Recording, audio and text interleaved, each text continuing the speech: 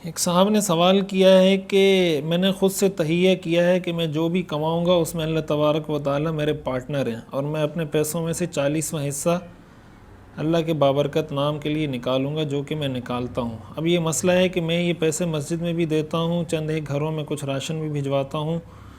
मेरी 2 सिस्टर हैं जिनके शोहर काम तो करते हैं, लेकिन इस महंगाई के दौर में ख़र्चा पूरे नहीं होते।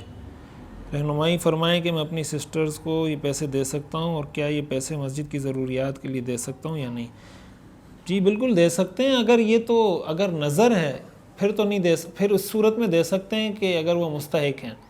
लेकिन अगर नज़र नहीं है, आपने वैसे ही एक नीयत की हुई है कि बस मैंने ये सदका निकालना है, तो ज़ाहिर एक नफली सदका है तो वो किसी को भी दिया जा सकता है। तो अपनी बहनों को आप देंगे तो उसमें आपको डबल सवाब मिलेगा, आपको सदक़े का सवाब भी मिलेगा, सिला रहमी का सवाब भी मिलेगा। तो न सिर्फ ये कि दे सकते हैं, बल्कि देना ज़्यादा बेहतर है उनको।